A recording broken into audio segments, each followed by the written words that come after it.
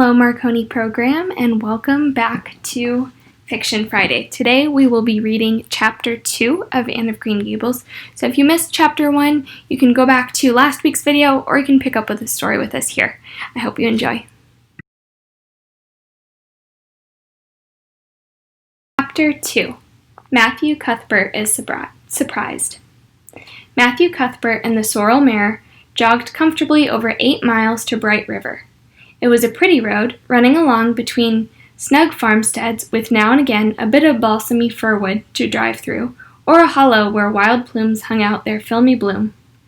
The air was sweet with the breath of many apple orchards, and the meadows sloped away in the distance to horizon mists of pearl and purple, while the little birds sang as if it were the one day of summer in all the year.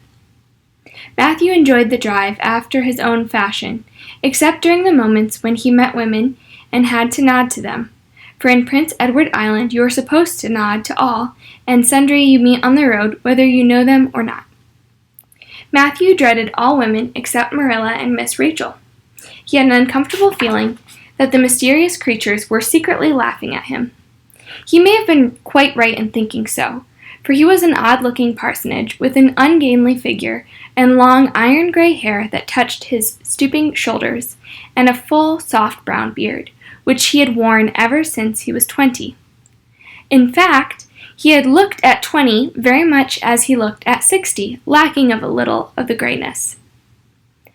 When he reached Bright River, there was no sign of any train. He thought he was too early, so he tied his horse in the yard in the small Bright River Hotel and went over to the station house.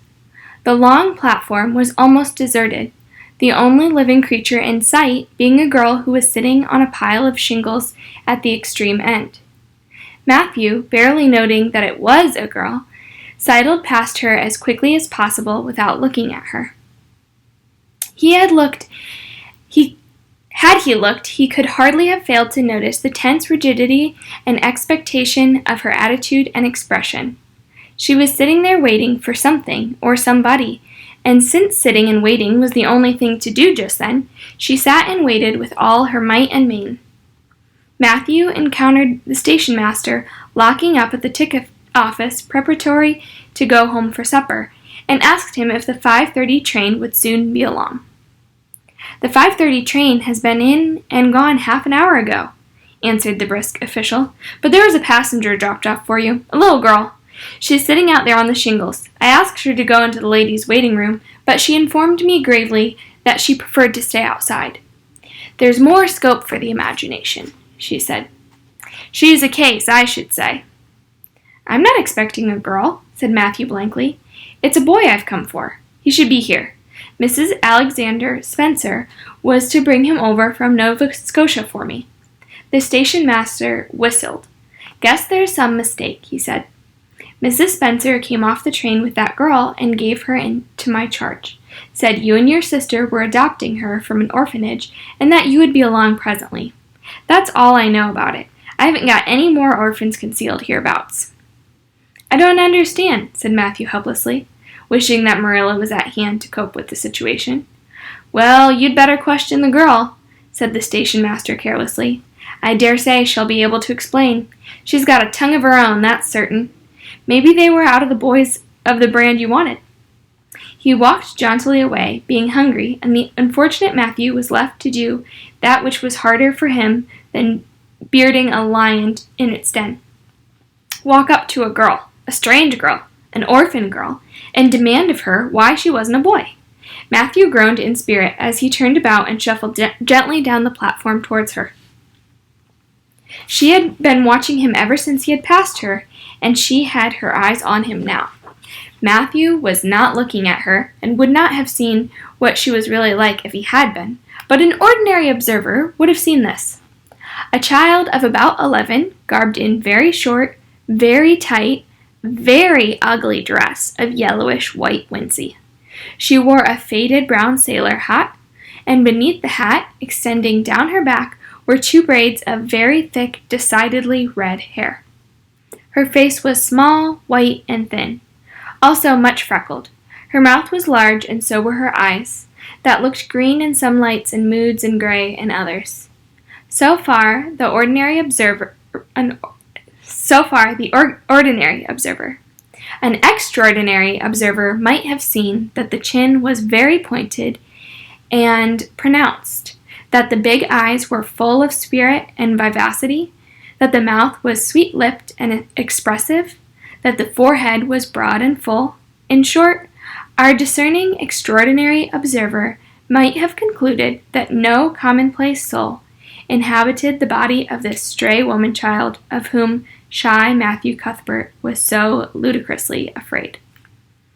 Matthew, however, was spared the ordeal of speaking first, for as soon as she concluded that he was coming to her, she stood up, grasping with one thin brown hand the handle of a shabby old-fashioned carpet-bag, the other she held out to him. "I suppose you are Mr. Matthew Cuthbert of Green Gables?" she said in a peculiarly clear, sweet voice. "I'm very glad to see you. I was beginning to be afraid you weren't coming for me, and I was imagining all the things that might have happened to prevent you. I had made up my mind that if you didn't come for me tonight, I'd go down the big track to that big wild cherry tree at the bend, and climb up into it to stay all night. I wouldn't be a bit afraid, and it would be lovely to sleep in a wild cherry tree, all white with bloom in the moonshine. Don't you think? You could imagine you were dwelling in marble halls, couldn't you? And I was quite sure you would come for me in the morning, if you didn't tonight." Matthew had taken the scrawny little hand awkwardly in his. Then and there he decided what to do. He could not tell this child with the glowing eyes there had been a mistake. He would take her home and let Marilla do that. She couldn't be left at Bright River anyhow, no matter what mistake had been made. So all questions and explanations might as well be deferred until he was safely back at Green Gables. "I'm sorry I was late," he said shyly. "Come along. The horse is over in the yard. Give me your bag." "Oh, I can carry it," the child responded cheerfully. "It isn't heavy, and I've got all my worldly goods in it, but it isn't heavy. And if it isn't carried in just a certain way, the handle pulls out, so I'd better keep it because I know the exact knack of it. It's an extremely old carpet bag. Oh, I'm very glad you've come, even if it would have been nice to sleep in a wild cherry tree. We've got to drive a long piece, haven't we?" Mrs. Spencer said it was 8 miles. "I'm glad, because I love driving. Oh, it seems wonderful that I'm going to live with you and belong to you. I've never belonged to anybody, not really. But the orphanage was the worst.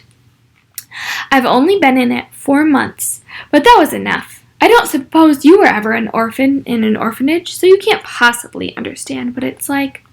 It's worse than anything you could imagine.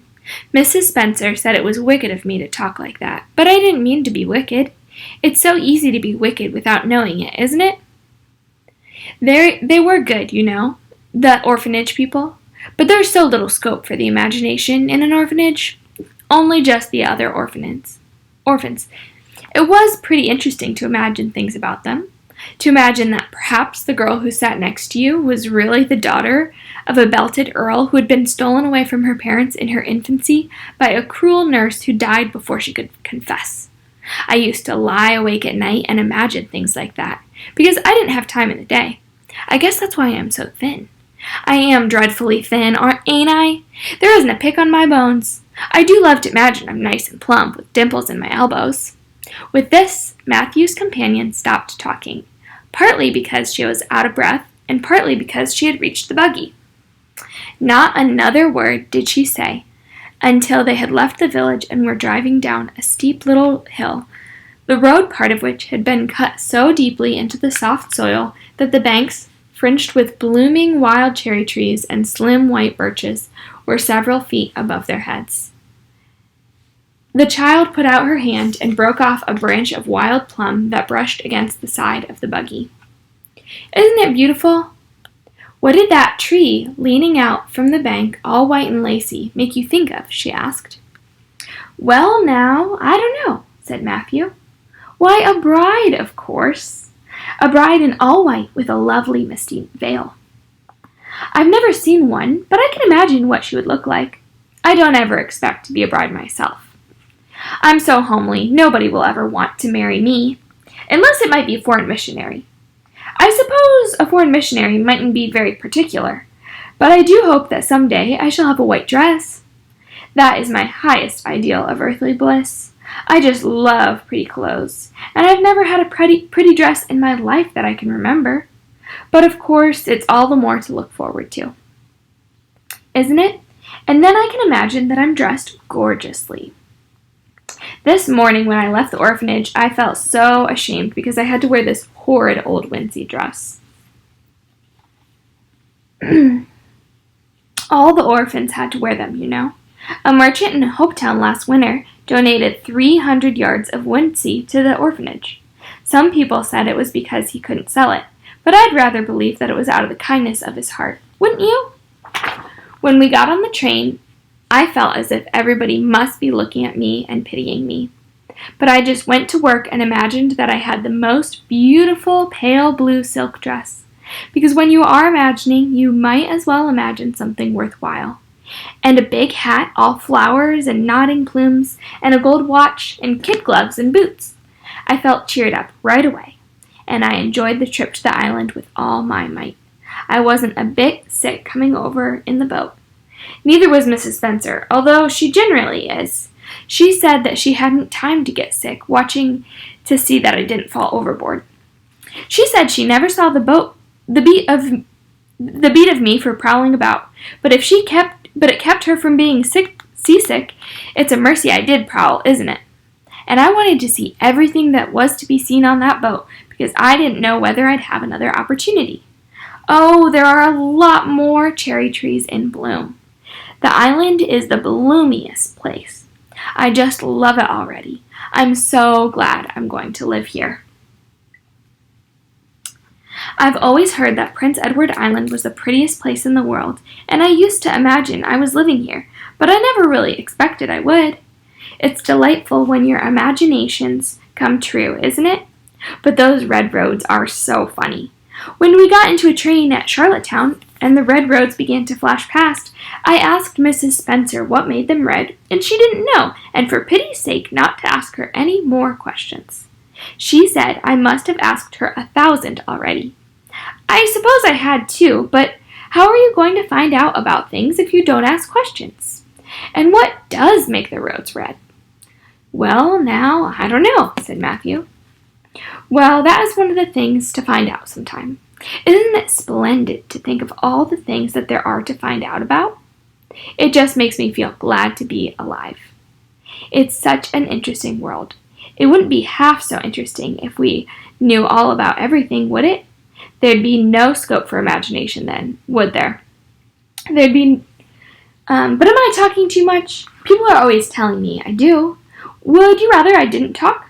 If you say so, I'll stop.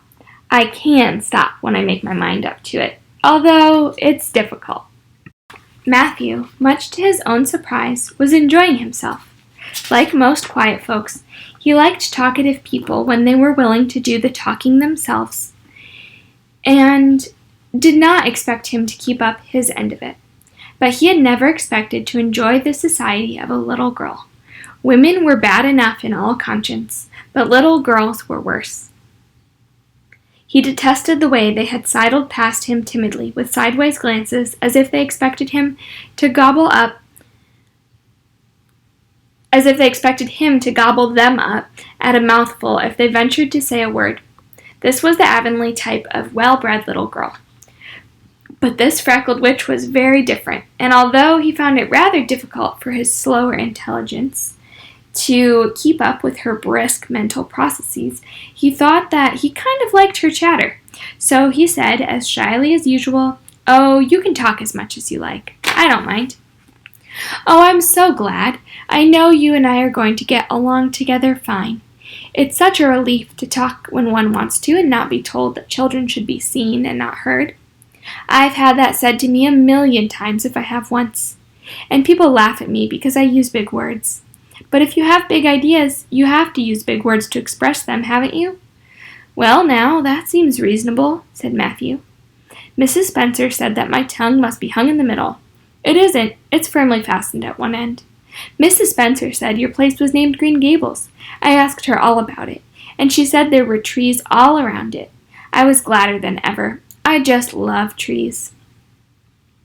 And there weren't any at all about the orphanage, only a few poor teeny tiny things out in front with little whitewashed cagey things about them. They just looked like orphans themselves, those trees did. It used to make me want to cry to look at them. I used to say to them, "Oh, you poor little things."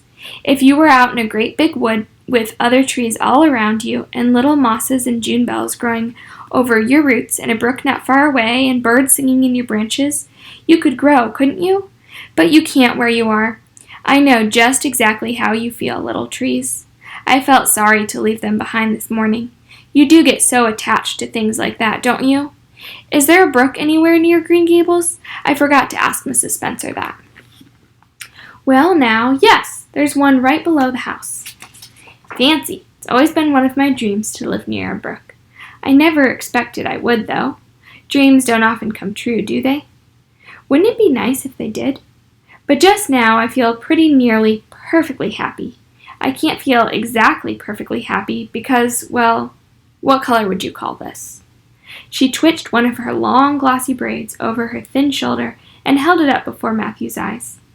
Matthew was not used to deciding on the tints of ladies' tresses, but in this case there couldn't be much doubt. "It's red, ain't it?" he said. The girl let the braid drop back with a sigh that seemed to come from her very toes and to exhale forth all the sorrows of the ages. "Yes, it's red," she said resignedly. "Now you see why I can't be perfectly happy. Nobody could who had red hair.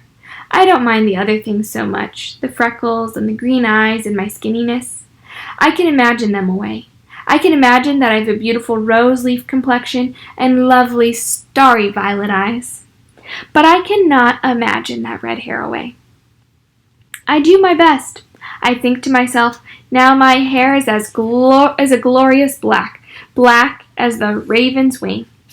But all the time, I know it's just plain red. And it breaks my heart. It will be my lifelong sorrow. I read about a girl once in a novel who had a lifelong sorrow, but it wasn't red hair. Her hair was pure gold, rippling back from her alabaster brow. I never could find... What is an alabaster brow? I never could find out. Can you tell me? Well, now, I'm afraid I can't, said Matthew, who was getting a little dizzy. He felt as he had once felt in his rash youth when another boy had enticed him on the merry-go-round at a picnic. Well, whatever it was, it must have been something nice, because she was divinely beautiful. Have you ever imagined what it must feel like to be divinely beautiful? Well, now, no, I haven't, confessed Matthew ingenuously. I have often. Which would you rather be if you had the choice? Divinely beautiful or dazzlingly clever or angelically good? Well, now, I don't know exactly. Neither do I. I can never decide. But it doesn't make much real difference, for it isn't likely I'll ever be either. It's certain that I could never be angelically good. Mrs. Spencer says, "Oh, Mr. Cuthbert! Oh, Mr. Cuthbert! Oh, Mr. Cuthbert!" This was not what Mrs. Spencer had said. Neither had the child tumbled out of the buggy, nor had Matthew done anything astonishing. They had simply rounded a curve in the road and found themselves in the avenue. The avenue, so called by the Newbridge people, was a stretch of road 400 or 500 yards long, completely arched over with huge, widespread apple trees planted years ago by an eccentric old farmer. Overhead was one long canopy of snowy, fragrant bloom. Below the boughs, the air was full of purple twilight, and far ahead, a glimpse of painted sunset sky shone like a great rose window at the end of a cathedral aisle. Its beauty seemed to strike the child dumb. She leaned back in her buggy, her thin hands clasped before her, her face lifted rapturously to the white splendor above. Even when they had passed out and were driving down the long slope to Newbridge, she never moved or spoke. Still, with rapt faces, she gazed afar into the sunset west, with eyes that saw visions trooping splendidly across the glowing background. Through Newbridge, a bustling little village where dogs barked at them and small boys hooted and curious faces peered from the windows, they drove, still in silence. When 3 more miles had dropped away behind them, the child had not spoken. She could keep silence, it was evident, as energetically as she could talk. "I guess you're feeling pretty tired and hungry," Matthew ventured at last, accounting for her long visitation of dumbness with the only reason he could think of. "But we haven't very far to go now, only another mile." She came out of her reverie with a deep sigh and looked at him with the dreamy gaze of a soul who had been wandering afar, star-led. "Oh, Mr. Cuthbert," she whispered, "that place we came through, that white place, what was it?" "Well, now, you must mean the avenue," said Matthew, after a few moments' profound reflection. "It's kind of a pretty place." "Pretty? Oh, pretty doesn't seem the right word to use, nor beautiful either. They don't go far enough. Oh, it was wonderful, wonderful. It's the first thing I ever saw that couldn't be improved upon by imagination. It just satisfied me here." She put one hand on her breast. It made a queer, funny ache, and yet it was a pleasant ache. "Did you ever have an ache like that, Mr. Cuthbert?" "Well, now, I just can't recollect that I ever did." "I have it lots of times, whenever I see anything royally beautiful. But they shouldn't call that lovely place the Avenue. There's no meaning in a name like that. They should call it, let me see, the White Way of Delight. Isn't that a nice imaginative name? When I don't like the name of a place or a person, I always imagine a new one and always think of them so. There was a girl at the orphanage whose name was Hepzibah Jenkins, but I always imagined her as Rosalie de Vere. Other people may call that place the Avenue, but I shall always call it the White Way of Delight. Have we really only another mile to go before we get home? I'm glad and I'm sorry. I'm sorry because this drive has been so pleasant, and I'm always sorry to see when pleasant things end. Something still pleasanter may come after, but you can never be sure, and it's so often the case that it isn't pleasanter. That has been my experience, anyhow. I'm glad to think of getting home. You see, I've never had a real home since I can remember. It gives me that pleasant ache again just to think of coming to a really, truly home. Oh, isn't that pretty? They had driven over the crest of a hill. Below them was a pond looking almost like a river, so long and winding was it. A bridge spanned it midway, and from there to its lower end, where an amber-hued belt of sand hills shut it in from the dark blue gulf beyond, the water was a glory of many shifting hues, the most spiritual shadings of crocus and rose and ethereal green, with other elusive tintings for which no name has ever been found. Above the bridge, the pond ran up into fringed groves of fir and maple, and lay all darkly translucent in their wavering shadows. Here and there, a wild plume leaned out from the bank of a white-clad girl, tiptoeing to her own reflection. From the marsh at the head of the pond came the clear, mournfully sweet chorus of the frogs. There was a little gray house peering around a white apple orchard on a slope beyond, and although it was not yet quite dark, a light was shining from one of the windows. "That's Barry's Pond," said Matthew. "Oh, I don't like that name either. I shall call it, let's see, the Lake of Shining Waters."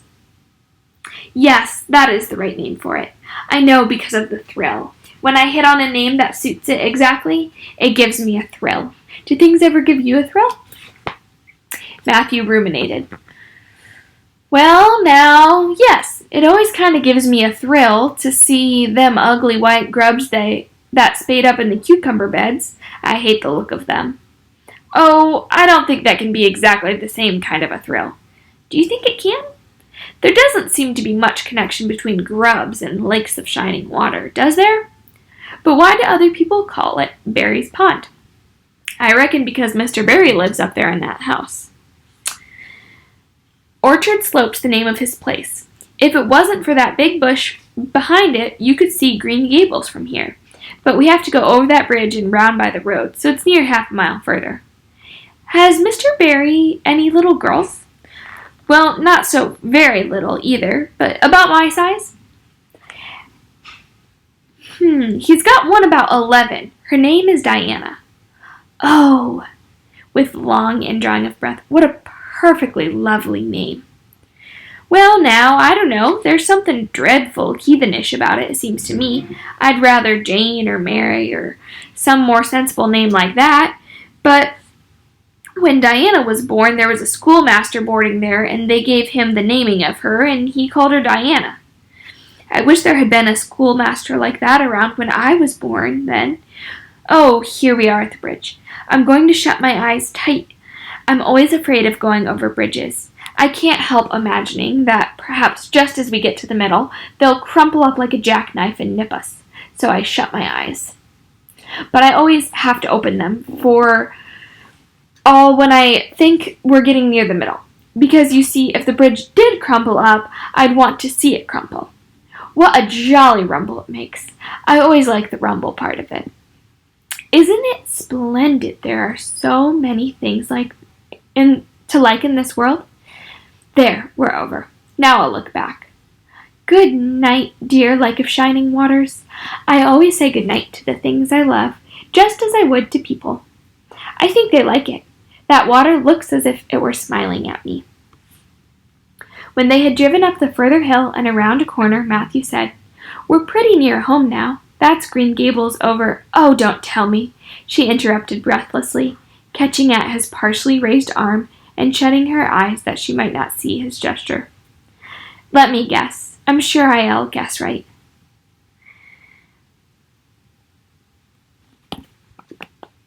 She opened her eyes and looked around. They were on the crest of a hill.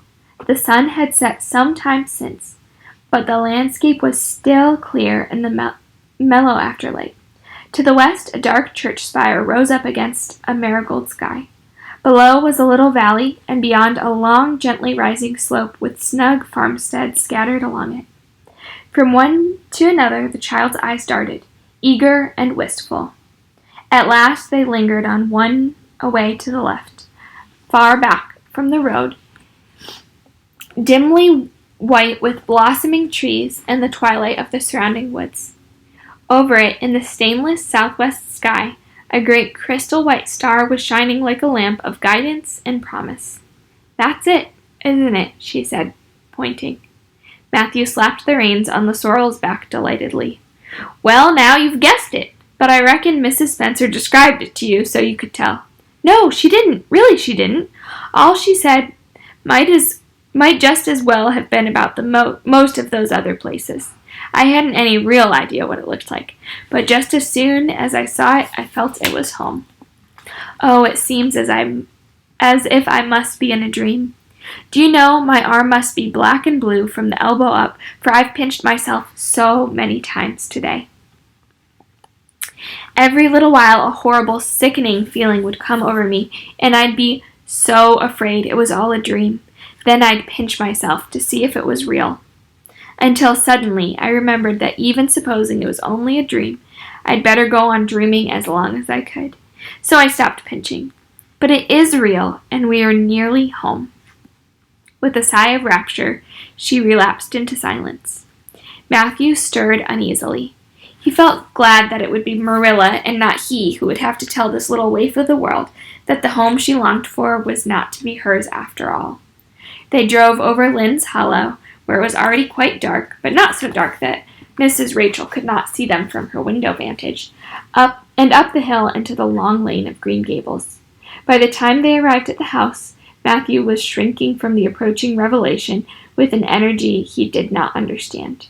It was not of Marilla or himself he was thinking, or of the trouble that this mistake was probably going to be for them, but of the child's disappointment. When he thought of that rapt light being quenched in her eyes, he had an uncomfortable feeling that he was going to assist at murdering something, much the same feeling that came over him when he had to kill a lamb or calf or any other innocent little creature. The yard was quite dark as they turned into it, and the poplar leaves were rustling silkily all around it. Listen to the trees talking in their sleep, she whispered, as he lifted her to the ground. What nice dreams they must have. Then, holding tightly to the carpet bag which contained all her worldly goods, she followed him into the house. So this brings us to the end of Chapter 2, Anne of Green Gables. I hope that you enjoyed listening. I know this chapter was a little bit longer, but I hope that you're enjoying the story as much as I am, and that you'll invite your friends and fellow Marconi members to join us in our online book club. Have a great weekend, Marconi.